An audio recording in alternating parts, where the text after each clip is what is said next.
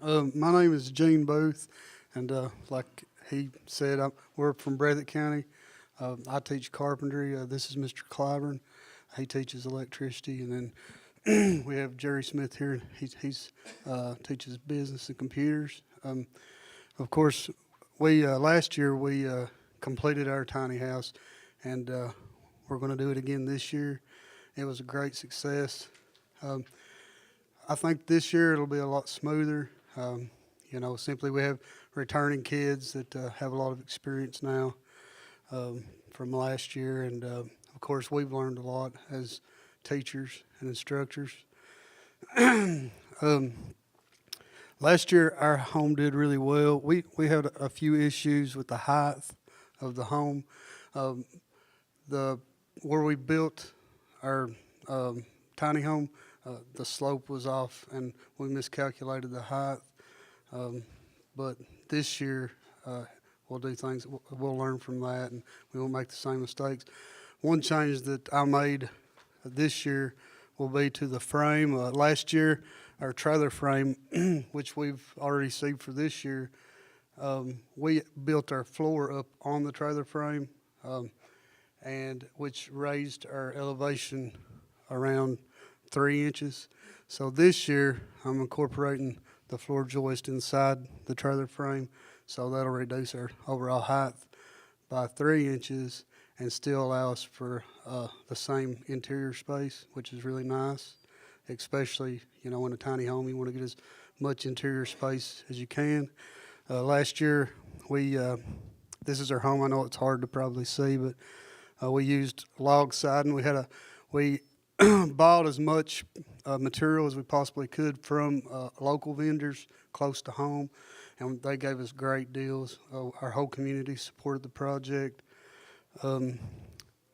We started out with a plan that we had gotten from a company online that builds tiny homes, and we modified it to fit our trailer frame because it was much different than theirs. Our tiny home sold really well. Actually, that leads back to the height. We messed up on the height, and our total bid was, I think, 26,500. And a guy from Maryland bought it, but he had trouble insuring it across state lines because it didn't meet the height requirements. But we still ended up selling it for a really good profit, which this year our budget will increase. I think we went from 15,000 last year all the way to, I believe, over 19,000 this year, which is going to be great. And so we're planning on incorporating solar this year. And Kelly and myself, we're really familiar with solar. We have some companies that will be willing to sponsor and to donate solar panels to our project, and we're really excited about that. We're going to change our tiny home quite a bit this year, and we're kind of going with this design with the two shed roofs on each side, and then a salt box roof in the middle, which I think will be kind of neat, and it'll be different. And that's what we always look for, is to be different than everybody else and to really stand out. But anyway, Mr. Clyde, would you like to say anything? Or? Oh, okay. I'm glad to be here today, and we really appreciate this opportunity to share this with our students.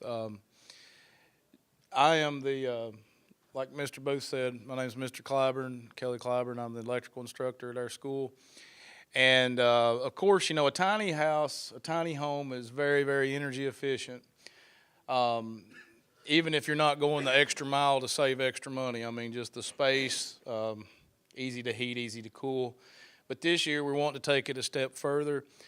As Mr. Booth was saying, we've been doing a lot of volunteer work with a company called Wilderness Trace. They're out of, I can't remember the exact town, but it's just south of Danville a little bit.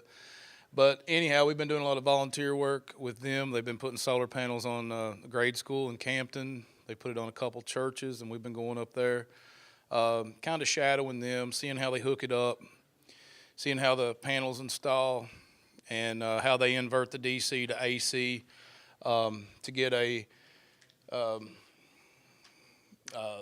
get the charge and to put it back, not necessarily on the grid, but to reduce what they're taking from the grid. So We may not be able to make our tiny house completely, you know, where you don't need an electric bill, but however, we do plan on trying to incorporate solar, and we've been throwing around the idea of the instant water heaters because, as everybody knows, if you pay electric bill, your water heater is probably the biggest pig that's on your bill, heating that big tank of water 24/7. So if we're only going to heat water as we need it, we're going to be able to save a lot of money there. Our house had a 200 amp entrance in it last year. We plan on doing about the same thing again. That's probably more than enough. We put some extra spaces in it because, you know, if you're going to live tiny, who knows, maybe you want, everybody's got their junk, right? So maybe you're going to put a big old garage out beside it. I don't know, but you can tap into it, do whatever.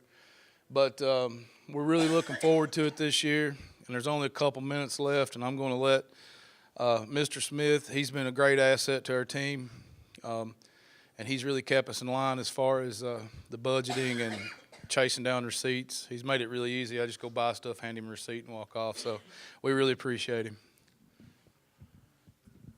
Thank you, Mr. Clyburn. I appreciate that introduction.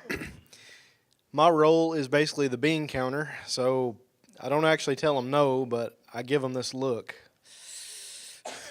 Because it sounds like a lot of money, $15,000, but really it's not. It goes pretty quick. So we plug it into Quicken, and I handled keeping everything on budget.